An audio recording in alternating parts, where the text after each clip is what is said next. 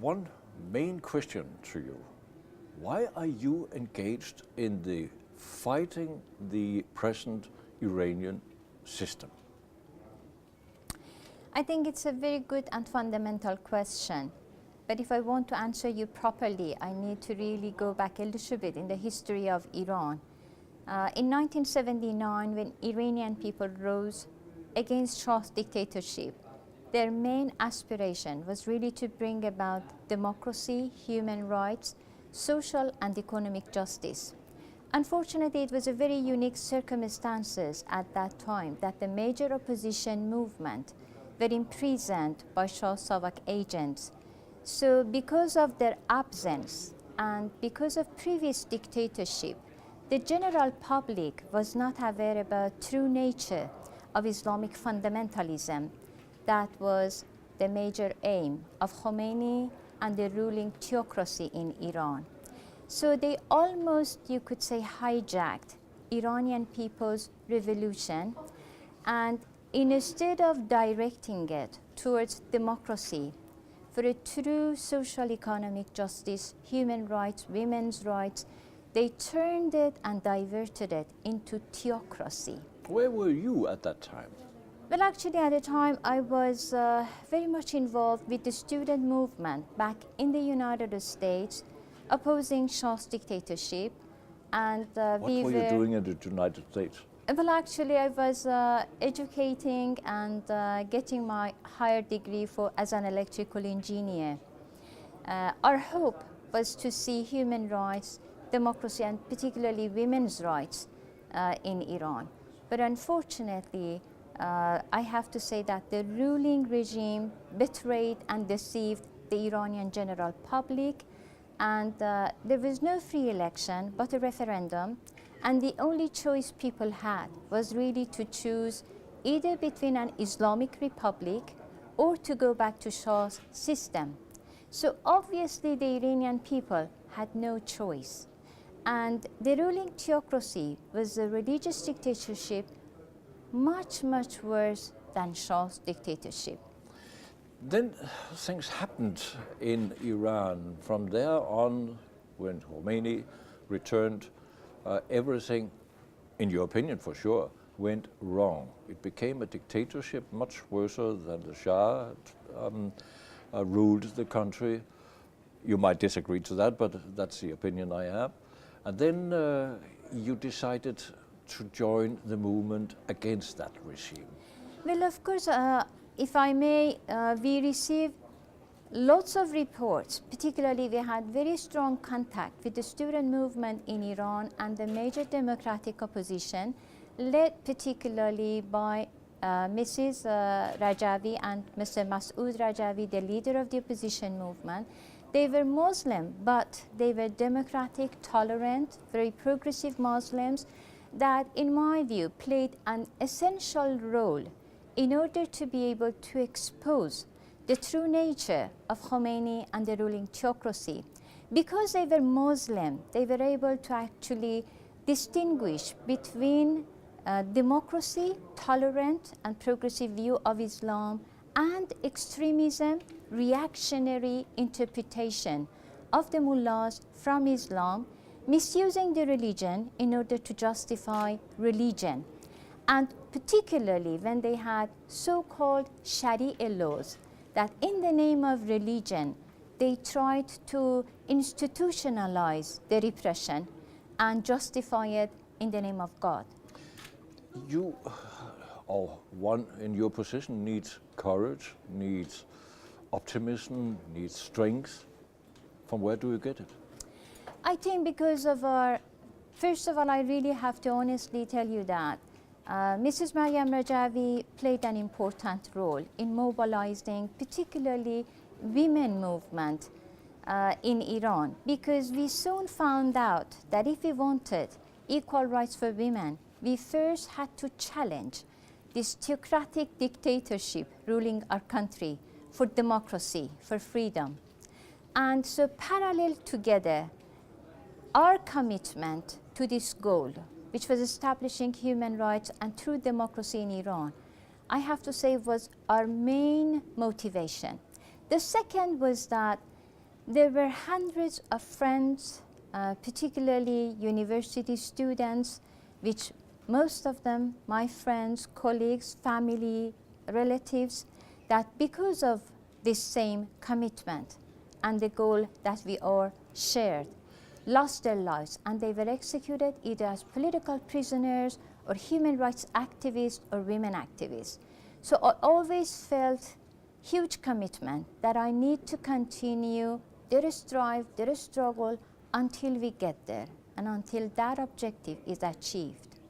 Today, Mrs. Rajavi stated the influence, the contributions by Iran to terrorism all over in your area, in the area of Syria and how can you, how comes that no one is really reacting to that fact, that people are still negotiating with Iran, OPEC countries are depending on Iran, the negotiation about stopping the nuclear program of Iran is going on and going on and going on. How comes that the Western countries are that reluctant to the present regime in Iran? I have to honestly say it is so unfortunate and in my view regretful that we see the policy of appeasement by the West mainly because of short-term economic interest or because of trade, because of oil with the Iranian regime. They sort of tend to ignore the real true facts that the Iranian nation and people are not represented by this ruling theocracy. The Iranian people never had a real true chance for a free and fair election to really have their true representative and to have a real democratic system. But may I interrupt you and confront you with the thesis that the people has the strength. If they really want to overthrow a system, they can. So why it's not happening in Iran? They have tried number of times during the past 35 years, at least 5, 6 major, huge uprising. Maybe you remember the last one in 2009. There have been many efforts on behalf of Iranians, some 120,000 of our best men and women, most of them academics, university students, women, had been executed for political charges by this very brutal dictatorship ruling Iran. So it's by intimidating the population that they can stop the attempts to overthrow the system? Exactly, by using repression, especially executions, public hangings.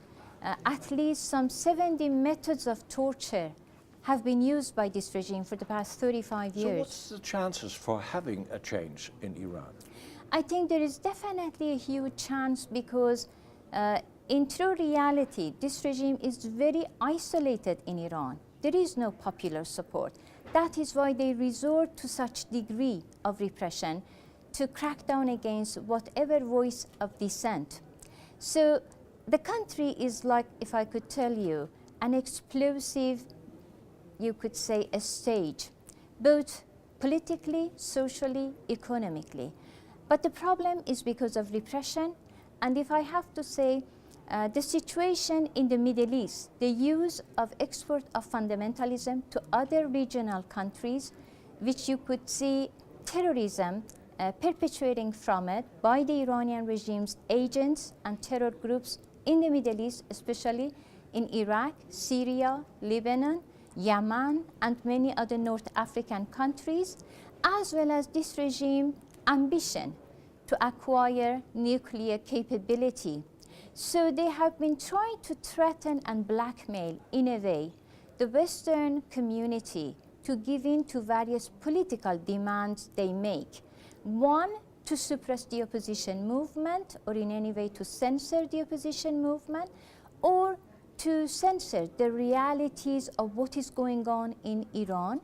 And second, to be able to get as much concession politically as well as economically.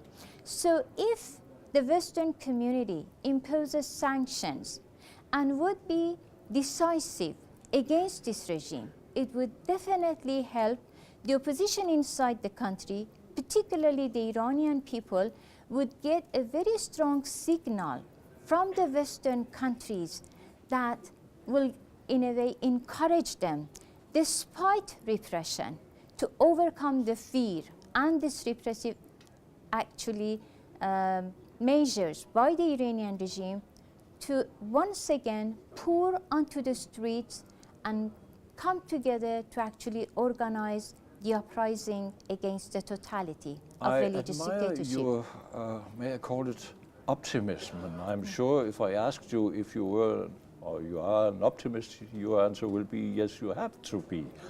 But realistically, can you stay an optimist? Do you foresee a change within the time of, we could say, our time? I can tell you that absolutely, I can assure you that the change of this system will happen very soon. The Iranian people, particularly our youth, which total up to be some 70% of Iran's population, are in a stage of chaos. They want and they demand a change of this regime for democracy. They know the economic situation is collapsing, the infrastructure of our country. They know that the political, social situation in the country is a chaos. They are fed up with repression. They want change for human rights, for democracy.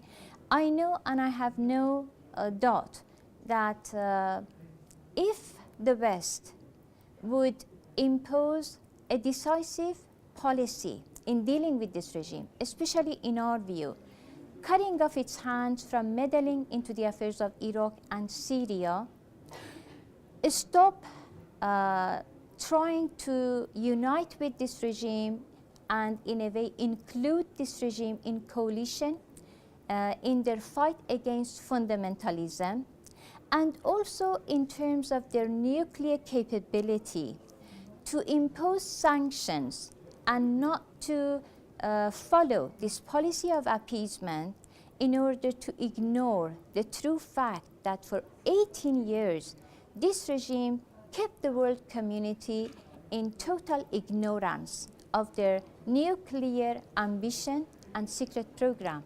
It would help the opposition movement inside the country to organize the nationwide uprising movement for essential change for democracy in Iran.